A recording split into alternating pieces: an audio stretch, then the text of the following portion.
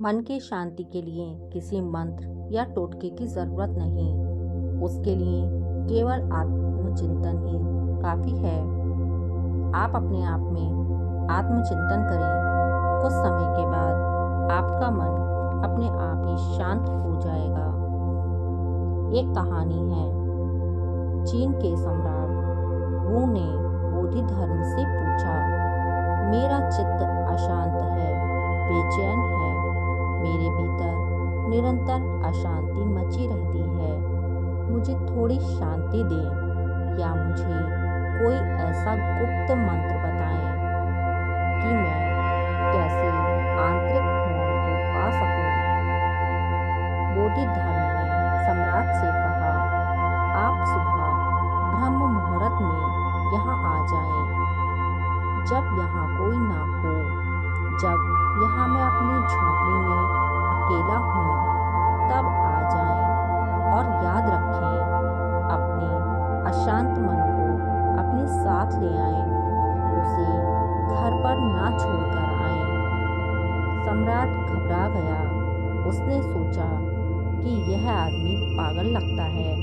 यह कहता है कि अपने अशांत मन को साथ लेकर आना, उसे घर पर छोड़कर मत आना, अन्यथा मैं शांत किसे करूँगा।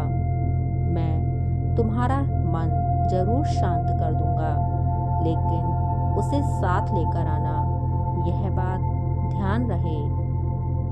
सम्राट घर पर गया, लेकिन अब वह पहले से भी ज्यादा अशांत हो गया।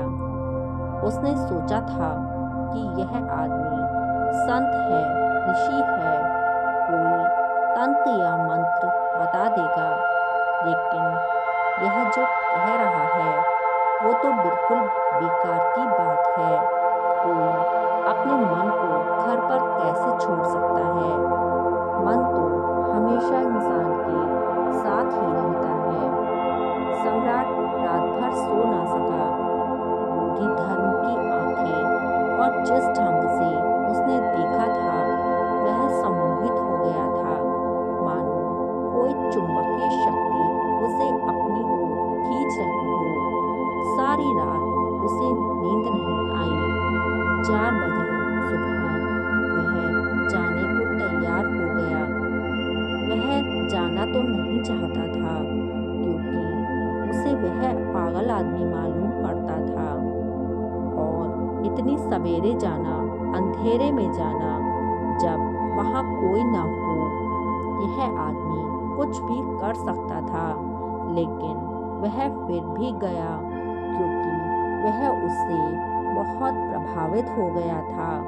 और बोधि धर्म ने पहली चीज क्या पूछी? वह अपनी झोंपड़ी में डंडा लिए बैठा था। उसने कहा, अच्छा तो आ गए, तुम्हारा अशांत मन कहाँ है? उसे साथ लाए हो ना? मैं उसे शांत करने के लिए तैयार बैठा हूँ।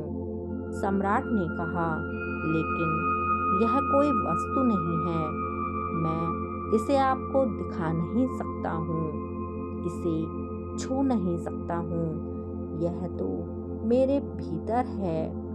बोधि धर्म ने कहा, बहुत अच्छा, अब तुम अपनी आंखें बंद करो और खोजने की चेष्टा करो कि तुम्हारा अशांत मन कहाँ है। और जैसे ही तुम उसे पकड़ लो, आंखें खोलना और मुझे बताना, मैं उसे शांत कर दूंगा। उस एकांत में और इस पागल व्यक्ति के साथ सम्राट ने अपनी आंखें बंद कर लीं। उसने चेष्टा करनी शुरू कर दी। उसने बहुत कोशिश की। वह बहुत भयभीत भी था, क्योंकि वह बोधि धर्म हाथ में डंडा लिए बैठा था, और वह किसी भी क्षण चोट कर सकता था। सम्राट भीतर ही अपने अशांत मन को खोजने की कोशिश करता रहा। उसने अपने अशांत मन को हर जगह खोजा, प्राणों के कोने कोने में झांका, खूब खोजा, कहाँ है वह मन जो इतना अशांत है। और उसने जैसे ही उसे बहुत खोजना शुरू किया, उसे ज्ञान हुआ कि अशांति तो विलीन हो गई हैं। उसने उसे जितना ही खोजा उतना ही उसका मन शांत होता जा रहा था। 2 घंटे गुजर गए और उसे इसका पता भी ना चला कि क्या हो रहा है। उसका चेहरा शांत हो गया। वह बुद्ध की प्रतिमा के जैसे लगने लगा।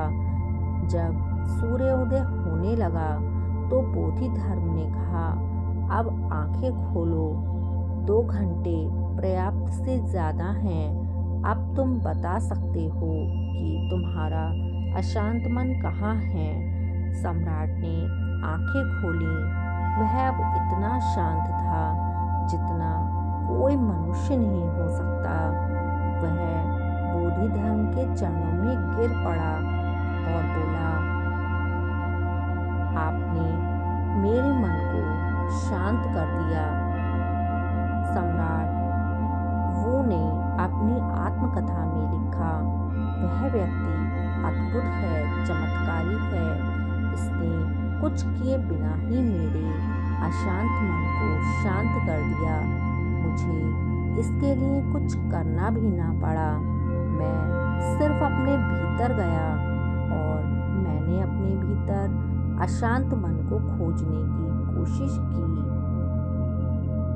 इसी तरह से हमें मन की शांति के लिए किसी मंत्र या टोटके की ज़रूरत नहीं है।